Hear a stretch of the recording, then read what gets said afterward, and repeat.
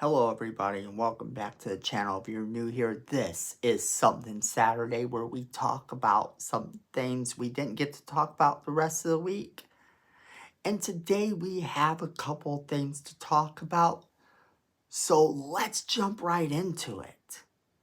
Alright, so we do have a couple things to talk about today. So first off, I wanted to talk about the Johnathan Majors thing, then we'll go into the Scream news that's come out, and then we'll talk a little bit about the future of the Orphan movies, which will be a little bit better and lighthearted. So let's jump right into that.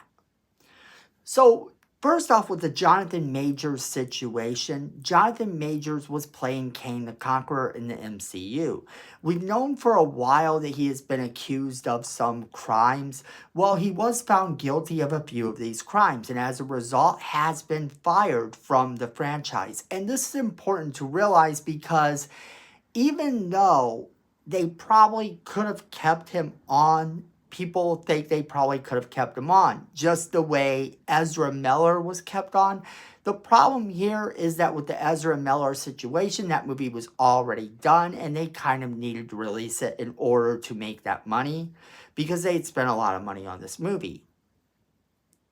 This situation is not entirely the same thing because Johnathan Majors is a character in a much bigger story. So it's not like Marvel hasn't cast and recast big characters before because they have recast big characters before.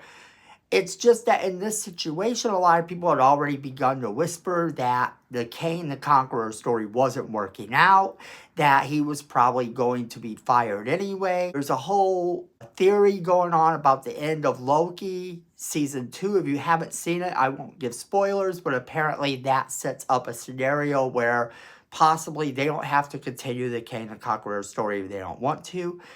He was supposed to be this really big bad and never really got there. But then with this going on in Johnathan Majors' personal life, it put a damper on it that they didn't expect. Now they're faced with this whole scenario where do they move on with him as the character despite him being accused of crimes. And since he was found guilty of 2 of these crimes, it was expected that they were probably going to drop him. And that's exactly what happened. Whispers already began to circulate about people that could play him. Of course, one of these whispers about people that could play him was actually Will Smith. I've even heard Jaden Smith. I don't know what to believe on either one of those. I don't think that either one of those scenarios is true logically or otherwise. But who knows? Marvel can pretty much do whatever they want with this character, but it seems that a lot of people think they're going to move on from the character of Kane the Conqueror completely, and I could actually see them doing this. One rumor, of course, that has been floating about that we have talked about in the past is that Doctor Doom will be the new big bad. And that's something that a lot of fans want to see. So I do not know where this goes from here. But with Johnathan Majors gone, what do you think they're going to do about this situation? That brings us into topic number 2. And what is topic number 2? Well, it's more drama from behind the scenes at Scream 7. You might know that there was a whole thing with the cast members being fired and or quitting. Melissa Barrera got fired for reasons a lot of people think were unjust. And then it got announced that Jenna Ortega was never supposed to be a part of this project because of other things that she had going on, her other movies that she had obligations to do. However, what ultimately ended up happening here is that this has also sparked rumors that she was a victim of unfair pay, that they weren't willing to pay her what she was worth. Well, now the director, Christopher Landon, has actually come forward and said that he has quietly quit this project. He's been saying that it was a dream come true that turned into a nightmare. And I can see this as he has talked about people threatening his family, threatening him, threatening his kids. And that's not a way for the fandom to act. I don't think that we as fans should threaten the writers and directors that are trying to bring us projects, especially when it's not their fault. I don't blame him at all for Melissa Barrera's firing. However, what is he supposed to say in this situation? If he takes a side, then that could cost him future things. And if you don't take a side, that could cost him future things. It becomes an unwinnable situation for him as a director when all he wanted to do was see his dream come true. And so, now you have fans jumping on him and blaming him for the situation that went down, which isn't exactly fair.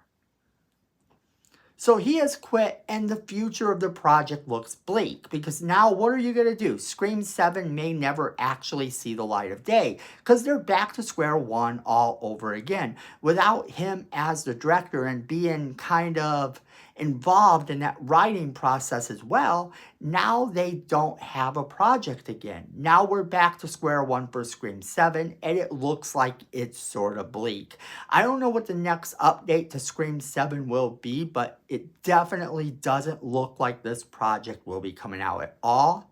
But what do you guys think about this ongoing behind-the-scenes drama? And do you think that Spyglass is to blame for a lot of this situation? What do you think? We want to hear from you on this topic as well. Now, also, we have to talk about Orphan 3. Orphan 3 has been confirmed, and this is actually very cool news, because if you know me at all, you know that I actually love those movies. The first movie is very much one of my favorite films because of that twist at the end. And then the second one was a prequel.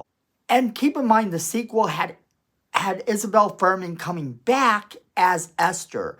And she played this role last when she was a child. And now she is a grown woman playing the part of this killer who looks like a child. And they pulled it off amazing. That, coupled with the fact that they also made it to where this movie, this prequel sequel, actually had implications to the original movie. They made it so that the little nods and Easter eggs in it told you how her origins went down.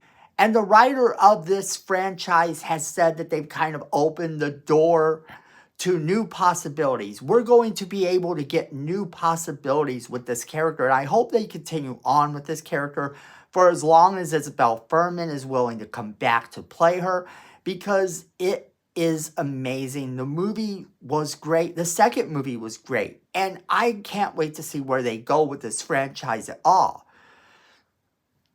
Because as long as they can keep those surprises coming like he seems to think they can do, I think we can get a franchise that is worthy. Because keep in mind, the little Easter eggs that led into who she is in the original movie from this prequel sequel movie, that's not uncommon for movies to do. Movies like to have lore and connective tissue, and very much so with horror movies too, with Freddy having several things that kind of reappear in different movies.